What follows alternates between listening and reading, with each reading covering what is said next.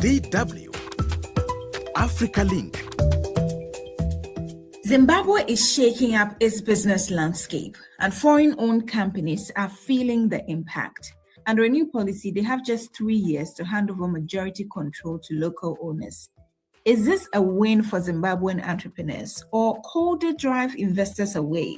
There's more coming up on this shortly. Stay tuned. I am Ajuatin Kramadomna, and welcome to Africa Link, the podcast that connects you to the stories that matter. Africa Link, every weekday here on DW. Zimbabwe's new indigenization and economic empowerment policy is reshaping foreign participation in key sectors. It requires foreign-owned businesses to transfer at least 75% ownership to local citizens by 2028. Supporters hail this as a step toward economic sovereignty, while critics warn that it could deter much-needed investment. Now, would this reform protect local businesses or backfire on the nation's growth? Joining me to unpack this are economist and financial analyst Akudzwa Kudenga and DW's Harare correspondent, Privilege Mushanhiri. Thank you both for joining us today. Thank you, Ajo. Let me begin with you, Welcome. Privilege, let me begin with you. First of all, we do know that somewhere in 2008, there was a similar indigenization law. What can you tell us about the law then? And why are we having another this year? What could be the main differences between the two? So just to give a brief background about this indigenization and economic empowerment regulations of 2025, I think they are largely concentrating on foreign participation in reserved sectors. In 2008, we had what was called the Indigenization and Economic Empowerment Act. That one was mainly targeting foreign-owned companies, and these big companies, it had its own regulations. I think this will be touched on later on. But in 2022, there came another amendment to this act, which is the Indigenization and Economic Empowerment Act, which was the economic, they called it Economic and Empowerment Act only, and removed the indigenization part of it. So it was then kind of repealing and amending at the proposals that were there in the Indigenization and Economic Empowerment Act of 2008, because that one, people complained, and even internationally it was being said that it was not investor friendly. So now coming to 2025, these regulations are mainly targeting foreign participation in reserved sectors, and there are 17 of these sectors. Yes, we'll go through those sectors shortly. But first of all, for somebody who is listening to all the English we are saying, there's a lot of dates, there's a lot of technicalities. What really is this law? So with these regulations that are now coming as the indigenization and economic empowerment regulations, they are targeting the foreign participation of, because at the moment you have small sectors of the economy where you had foreign participation, where somebody, maybe a foreign, would just come in, open a business, register maybe a business, and start running a business. And these were considered as probably small to medium enterprises. So these are the ones that are now being targeted to want to be reserved for locals only. And what are these sectors we're talking about? So the sectors that we are talking about are about 17 of them, according to the gazetted regulations that were gazetted a few weeks back. So we have one, the transportation sector, retail and wholesale trade, your barber shops and hairdressing salons, employment agencies, state agencies, car valet, your car cleaning services, grain milling, that includes maybe probably your the different grades. It might be wheat, it might be maize, then tobacco grading and packaging, advertising agencies, then provisions for local arts and craft marketing and distribution, then artisanal mining, which is targeting mainly your gold mining, and then haulage and logistics,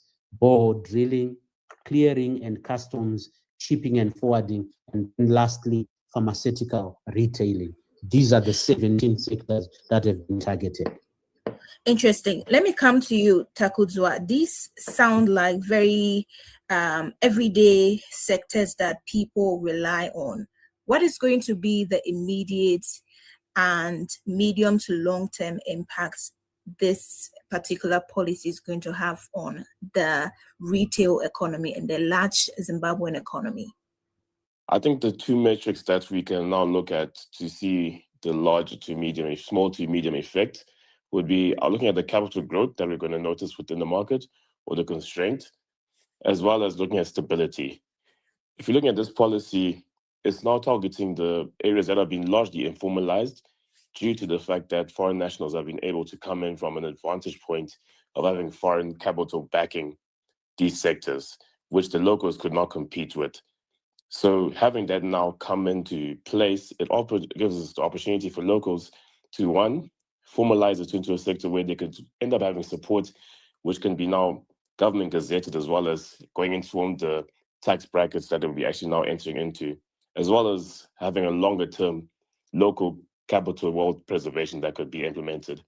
However, there is a short-term risk that comes with it from a regulation perspective, where foreigners now may see Zimbabwe as somewhere where there's policy inconsistency. I'm sure you have mentioned like earlier about how 2008 we had this Indigenization Act, as well as it now being amended in 2022. So now it's coming back into a different mold in 2024. That risk alone may end up increasing a lot of risk toward nationals from a lending perspective. So it's twofold. Those are the two issues that should be ironed out and eyed out when you're looking at it from a forward perspective. So for you, from an economic perspective, is this a good or bad policy? Good and bad is very relative. I think from my perspective, from a corporate finance perspective, I see it good in the sense of, like I said before, the formalization aspect that could now come into place.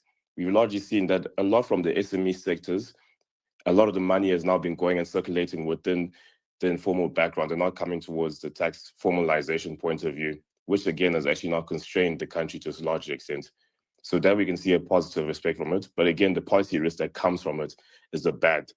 So it will now be tougher for a Zimbabwean business to now look for funding outside of Zimbabwe due to the fact that a foreign national or a foreign direct investor might be looking at it and saying, because of the policy inconsistencies, I have to now add a certain risk percentage onto it, which now increases the interest loans, as well as now affecting certain working capital issues for a business. So it's now having to find solutions to mitigate that risk. Right. Now, Takuzwa, somebody may be wondering, you have already instituted a similar policy in the past. What were the key challenges to the implementation of the 2008 one, the 2022 amendment, and what lessons can be drawn for the implementation of the 2025 one? If you're looking at the differences now, from the 2008 one, it was more so a blanket approach. It was targeting all sectors. And the main goal behind the Indigenization Act was to show that we're open for business, but to drive it towards very capital-intensive sectors, which the idea behind it was the infrastructure, the mining, and the manufacturing sectors. The challenge that came about was that we saw foreign investment going towards the smaller to medium enterprises, which really wasn't the target when it came for the SI unit to be targeted into place. So that's where the issue came into it. So the 2025 one is, I think, more so of a correction where the government is saying, listen, we are still open for business, but we want you to enter into spaces that are more capital intensive and also where you bring more value. We want the smaller to medium enterprises to still remain local, as well as to increase our middle class, which has really been decapitated because of the fact that we've been pushed out of the market by foreign nationals as well. So it's just trying to correct how the initial plan, which had a good idea, but now it's more so a targeted strike to the certain sectors that were now mentioned by Privilege. Now, Privilege, for you, what has been the reaction of locals to this? I've seen a lot of reactions on social media and people who seem to be of Zimbabwean descent saying that this is going to soar up inflation. And there are a lot of concerns generally. Some are even calling it a gamble. What have the locals been saying? Yes, Joe. Speaking to locals here, it's a mixed bag of reactions. First, some locals are happy with this law, and they accept it, saying that it might increase their participation in terms of the reserved sectors that were listed in the Gazette. However, on the other side, locals are saying that they have some misgivings in terms of the capacity to participate in these sectors because one, it stems from the issues of expertise to participate and also in terms of capital. So there are calls then now for government at least to formulate a platform or funding vehicles where locals can be able to borrow money, probably, to invest in these sectors or open businesses in these sectors. But then, if you look on the other hand, what Taku said earlier on, Zimbabwe has become highly informalized. In some way, Zimbabweans, the locals are already participating in these sectors in a small way, but they were doing this informally. It might be a chance then to formalize their businesses and be able to participate fully in the economy. On the other side, some also have a bit of concerns when it comes to then say, okay, with some levels of corruption, there could be a few people who can be able to enter into these spaces and dominate because if laws are not put into place for people to be able to participate, then the problem will arise in terms of having few people dominating the spaces that have been opened up because we have already seen it where in some sectors you have influential people who are well connected politically who are then taking up certain spaces. That is then the concern. But largely, there is a welcome to these regulations to say they will open up a participation for locals. Right. Takuzwa, you are a business analyst as well. So let's say I'm a foreigner. I come from Ghana. I've come to open a business in Zimbabwe. And now you're asking me to transfer at least 75% stake. That's practically asking me to hand over my business to the locals. For the foreign businesses, is there not a risk of flight so that these businesses will say that we will move to the neighboring countries to operate instead of stay under the regulations the government or the terms the government is giving them? That risk is actually quite high because now you've implemented a law which has forced all foreign nationals who own businesses within Zimbabwe to let go of 75% ownership of the business, which then leaves them with only 25%, which really does not have any control whatsoever over the business. As well as the timeline that's also been given for that is also not quite friendly for foreign nationals, where one, they've been forced to now leave 75% of their business, as well as having a 3-year window to get rid of that 75%, which is not really a friendly environment for anyone, really. So that's a risk that's already been put into place. And also even looking at other foreign businesses that might want to come and invest, they may look at these laws and say 25% ownership of a business is actually not attractive enough. Even from a local perspective, if I'm now looking for funding from equity outside, it now just increases the cost of capital I'll be looking for, where someone says, for that 25%, I have to now make sure that my returns outweigh the risk that I'm actually putting in. So there's a lot of risk that now comes attached to it from a business perspective, one for the foreign nationals as well as from local perspective as well.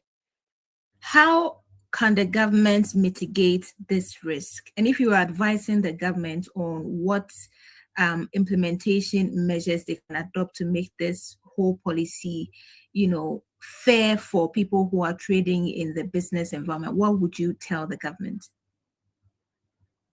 So I would actually like to go back to one of the points that Privilege had mentioned, where he spoke about some of the calls that the locals have been saying on social media, as well as in conversations that you'll be having about them.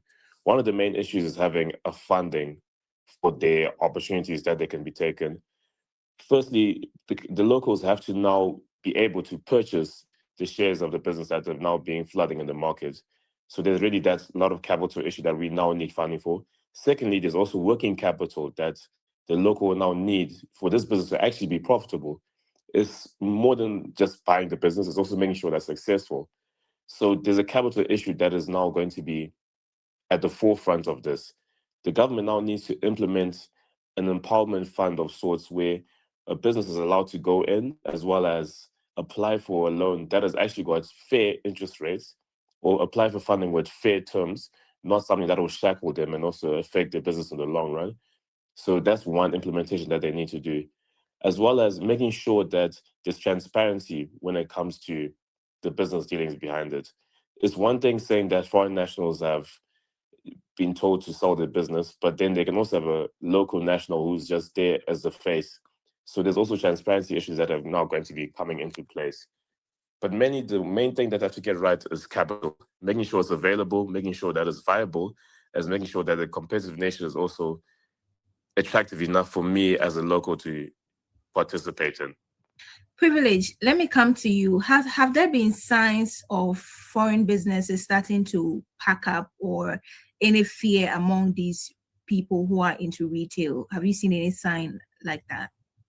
At the moment, it is difficult to tell in terms of the affected businesses, because the foreign nationals who are participating in these reserved sectors so far have not come in open. If there are negotiations or anything that are happening behind closed doors. And mind you, they are also still trying to read and find ways of navigating through this. According to the Gazette, when it was gazetted, they were given a period of 30 days to present a plan to government on how they are going to, if you were participating already in these sectors, they were given 30 days to present their plans to government on how they're going to divest over the period of 3 years. So it might be a case where they are still studying what these regulations means and how they're going to affect them, and then come up with a response or a kind of negotiation with the government. I would want to hasten to say that most of these foreign nationals were participating in most of the 17 sectors that were gazetted. Your foreign nationals that we can equate to the situation that is in South Africa. You see what has brought the issue of Dudula and everything. Most of them were operating what are called, here we call them tuck shops. In South Africa, they are called spaza shops. So it's mostly your retail business where they are trading in groceries, your hardware shops, and to some extent, the transport sector. So I would say probably they are still in that period where they are trying to study how they can navigate through these new regulations. Right. Final words, Takuzwa. Do you believe that the time frame for transfer is feasible? I believe that is feasible, but to be frank, is very aggressive. From a merger and acquisition perspective, 3 years for going 75%, as well as the fact that within each year you have to let go of 25% of minimum of 25% of the business ownership that you have, is very tough for any business perspective. Because within the first year, you have to find a suitable partner for the business. that also addresses the skill gap issue that you have as well. You also have to make sure that you're having a due diligence process that usually takes 6 to 12 months. So that is being fast-tracked for any business owner right now. So from a practicability point of view, it's not ideal, even for a local perspective where it may become a buyer's market because the amount of equity that's now being availed to locals far outstrips the amount of capital that has. So we're going to see a lot of valuations being discounted for businesses. So it's kind of good for a buyer. However, from a foreign perspective, it kind of feels a bit of expropriation by timeline, where they're being forced into selling their businesses and their business ownerships at a very discounted value, which is lower than the true value. So that's the issues that are now going to be coming to place within that 3-year window that's now being given. So it's very aggressive. It's not an ideal environment for anyone to work under. We'll be seeing a lot of sleepless nights from business owners, as well as corporate finance advisors, as well as everyone that's going to be part of the process. But in the end, the government and the entire Zimbabwean economy stands to benefit, right? Yes, we stand to benefit. That's if everything else actually now helps be a catalyst around the business perspective. That goes back to what we said before.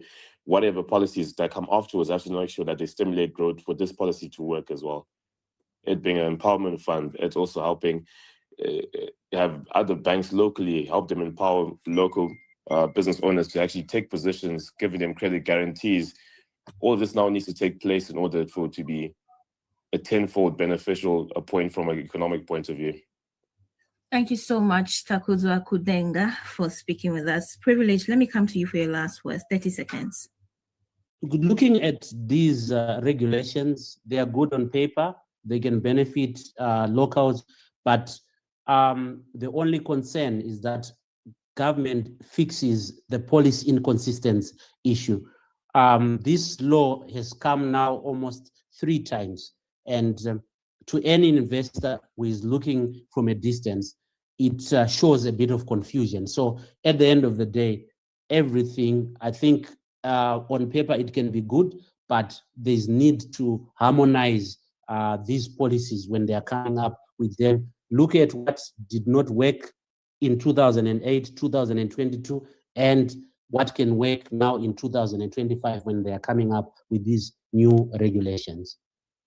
Interesting. Partially aggressive, partially confusing, but with harmonization, it can work. Thank you so much, gentlemen. Privilege Mushanhiri is DW's correspondent in Harare, Zimbabwe. We also heard from economist and financial analyst Takuzwa Kudenga. My pleasure. Thank you. Thank you. Africa is changing. Don't get left behind. Tune in to Africa Link. Now, many foreign businesses operating in Zimbabwe are from South Africa. So what do South Africans make of this policy? DW's Tuso Kumalo has more in this report.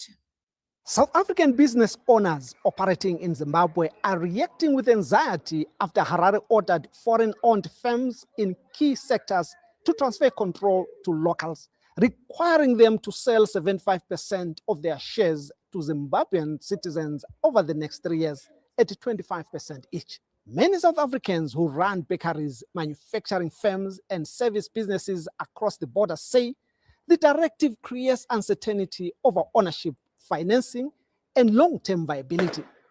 Similar concerns are being voiced by businesses from Zambia, Malawi, Mozambique, and Botswana, which also have a strong commercial footprint in Zimbabwe, as companies across the region weigh whether the new rules will reshape investment confidence or accelerate exits.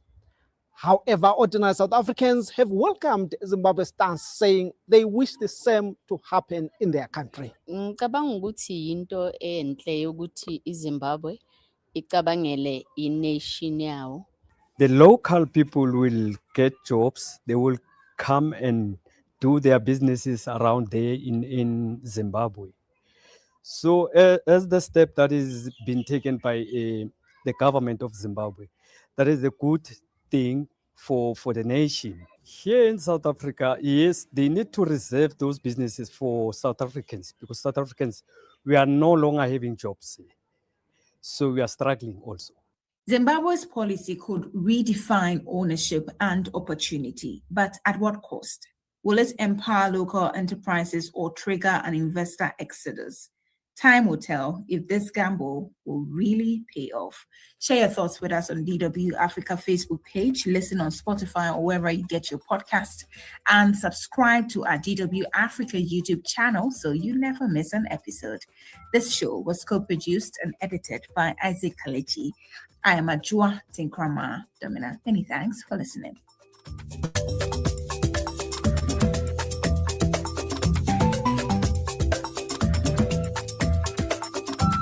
DW, made for minds.